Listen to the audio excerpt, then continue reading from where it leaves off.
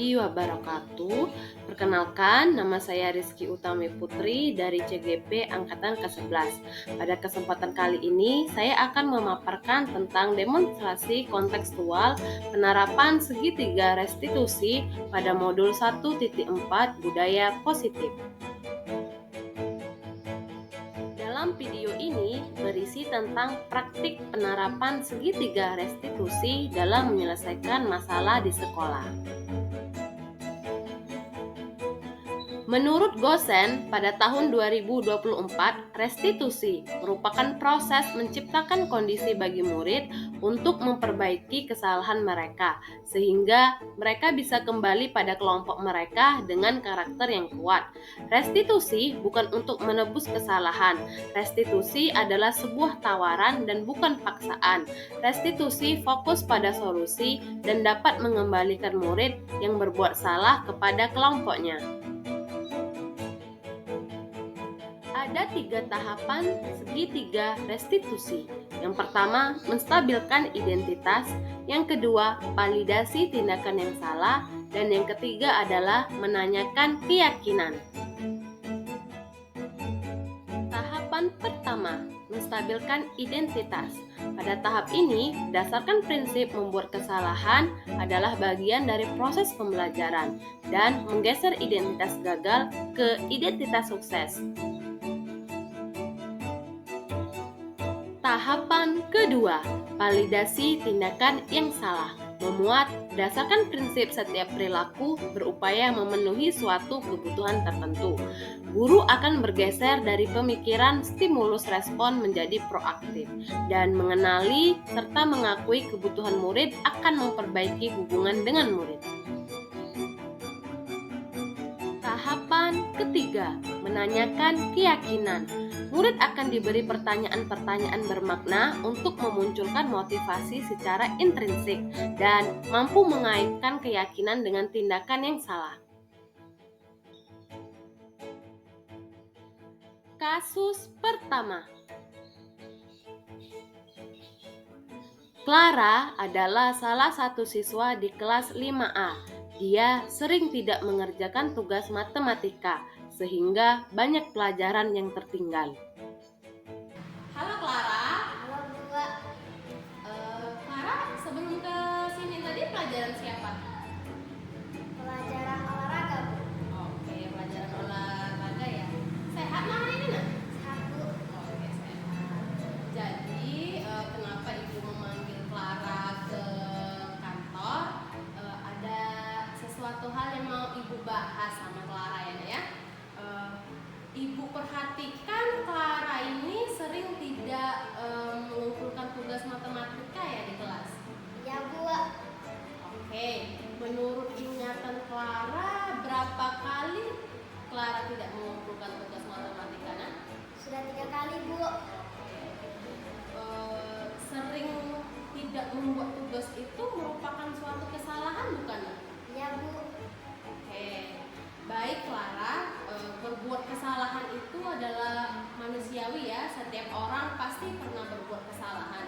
Yang terpenting kita bisa belajar dari kesalahan tersebut dan berusaha untuk memperbaikinya. Setuju Clara? Setuju Bu. Oke, Clara, kita akan cari solusinya bersama ya nak. Iya Bu. Clara jarang membuat tugas, pasti punya alasannya kan? Kenapa Clara jarang membuat tugas matematika nak? Sebenarnya terkadang saya tidak mengerti tugas matematika tersebut Bu, dan saya mau bertanya kepada Ibu dan teman-teman. Oke, baik. Sekarang Ibu tanya, Clara tahu tidak keyakinan kelas yang sudah kita sepakati di kelas? Tahu Bu. Oke, kalau tidak mengumpulkan tugas sesuai dengan keyakinan kelas kita tidak nak? Tidak Bu. Tidak ya. Jadi menurut Clara, keyakinan kelas mana yang sudah Clara langgar? Disiplin dan tanggung jawab Bu. Oke, menurut Clara disiplin dan tanggung jawab itu penting tidak untuk kamu nak? Penting Bu, karena dengan disiplin saya bisa mengumpulkan tugas tepat waktu dan belajar bertanggung jawab atas tugas yang sudah Ibu berikan kepada saya. Benar sekali bahwa disiplin serta tanggung jawab dalam mengerjakan tugas itu penting nak, agar pekerjaan kita agar kita tidak tertinggal pelajaran dengan teman-teman yang lain. Iya Bu, saya menyesal dan meminta maaf sudah sering tidak mengerjakan tugas matematika. Iya Clara, sikap yang sangat baik yang sudah Clara lakukan dengan cara meminta maaf. Menurut Clara, apa yang akan Clara lakukan agar Clara mengerjakan tugas matematika? Saya tidak akan malu lagi Bu dan akan lebih aktif bertanya di kelas Bu. Baik bertanya kepada Ibu maupun teman-teman jika saya tidak mengerti dengan materi atau tugas matematika yang Ibu berikan. Baik Clara, kamu sudah menemukan solusinya dan Ibu akan selalu bersedia setiap kali kamu membutuhkan Ibu untuk bertanya tentang materi atau tugas matematika yang belum kamu mengerti. Sekarang silakan kembali ke kelas ya Nak. Ya Bu. Perkenalkan, nama saya Clara, saya dari kelas 5A. Saya sangat senang sekali diajak diskusi oleh Ibu Rizky. Saya jadi tahu pentingnya untuk menjadi orang yang disiplin dan tanggung jawab. Kasus kedua. Kasus pertama. Alvaro adalah salah satu siswa di kelas 5A. Dia tidak terima pekerjaannya selalu dicontek oleh temannya. Dia marah dan tidak dapat menahan emosinya. Halo Alvaro.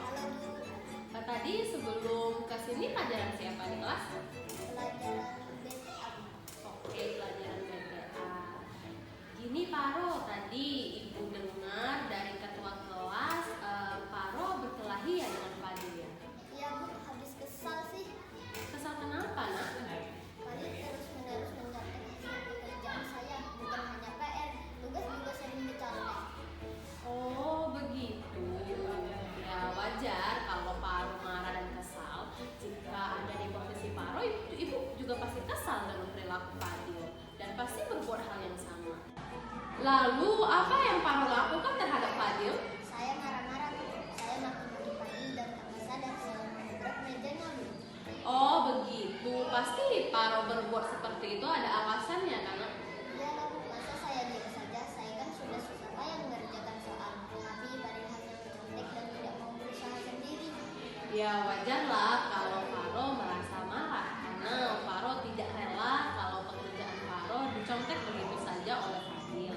Ibu sangat menghargai tindakan Paro yang tidak berlebihan, misalnya seperti memukul Fadil.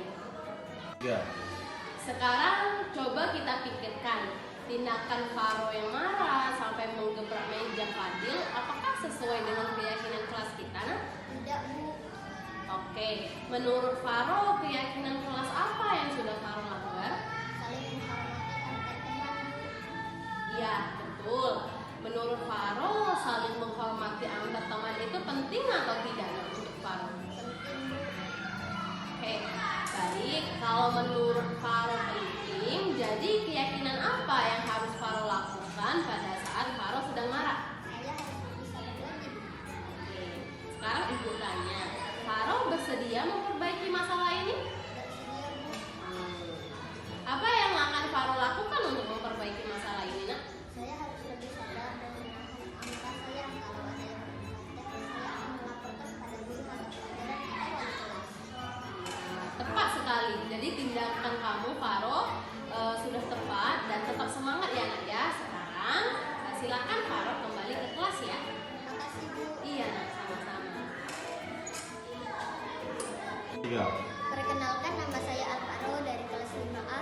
Saya senang sekali diajak diskusi oleh Ibu Rizky untuk dapat mengendalikan diri dari amarah. Karena perilaku teman sekelas saya harus banyak belajar bersabar dan menghormati teman-teman.